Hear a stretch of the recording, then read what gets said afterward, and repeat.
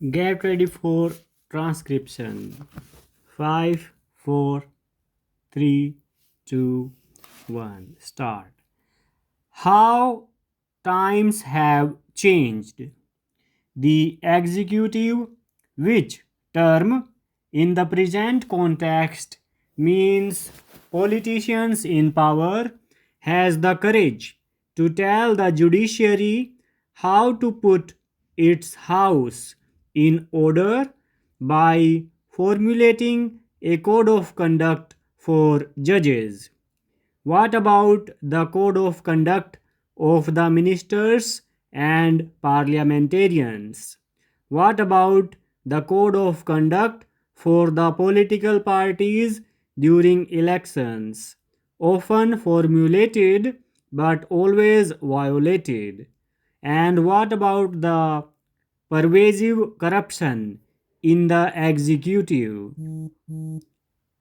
One would be inclined to tell the executive to practice honesty and uprightness before it preached, but one refrains from doing so because the sad face is that the judiciary has deteriorated beyond belief and one no more feels morally confined confident in defending the institution.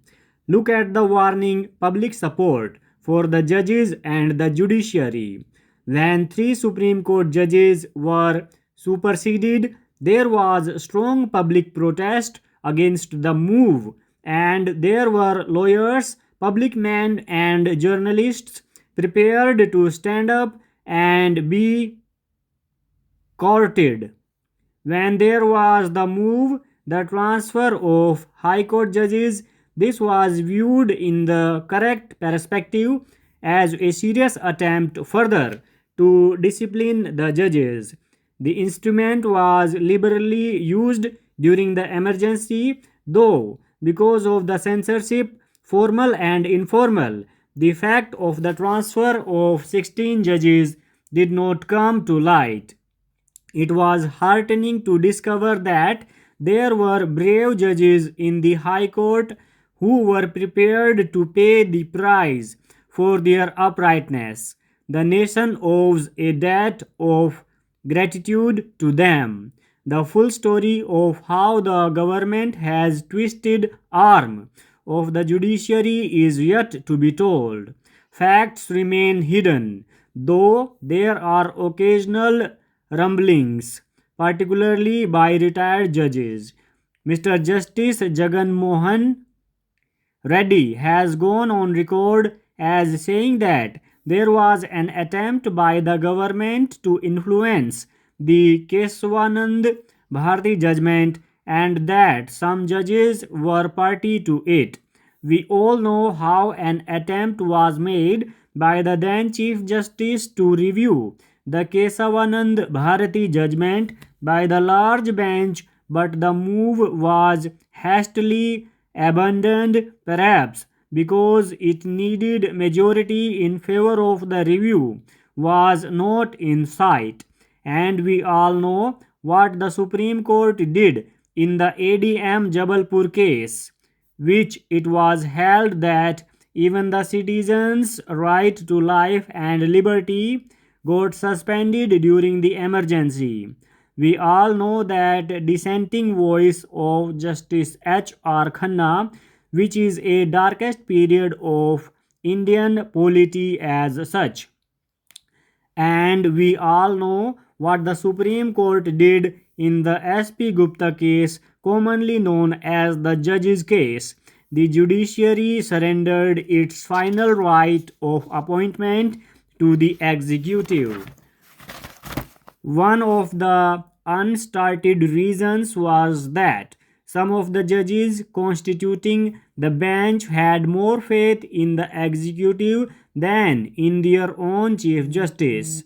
They critically talked in private about their judges, and the government not only gleefully grabbed what it was given on a platter, but started reducing constitution with the Chief Justice into a farce. There was wheeling and dealing or casual consultation on the telephone. Mr. Justice Venkat was not consulted about the elevation of Mr. Justice Ramaswamy, now in the news, to the Supreme Court. The point is simple. So long as the public was convinced that the judiciary was more sinned against that sinning, at least the more upright people came to its defense.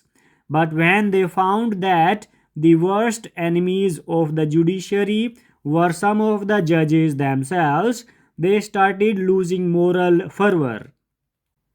Some of the retired judges did the rest. They spoke openly day in and day out about the fall in judicial standards and position. Honorable Chief Justice was persuaded that one way of cleansing the judiciary was to transfer about 80 High Court judges. A contempt case was moved against him in Mumbai, but the judgment went in his favor. Then there is Mr. Justice Krishna Iyer, who has been speaking bluntly about his robbed brethren and their various acts of omission and commission. The question of judicial accountability is a pertinent one. The Constitution put the higher judiciary on a pedestal. A High Court or Supreme Court judge cannot be punished for laziness or inefficiency or both.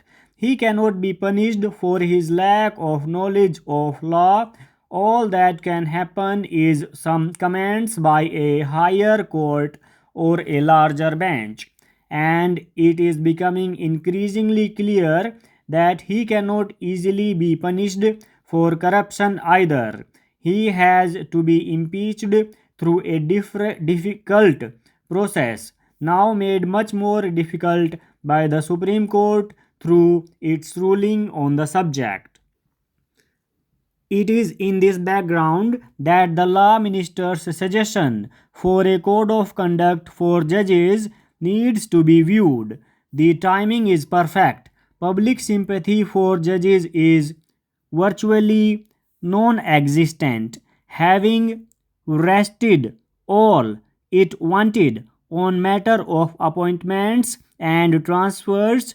The executive is further trying to humiliate the judges by focusing public attention on their more soft sides, and the points chosen for the proposed code are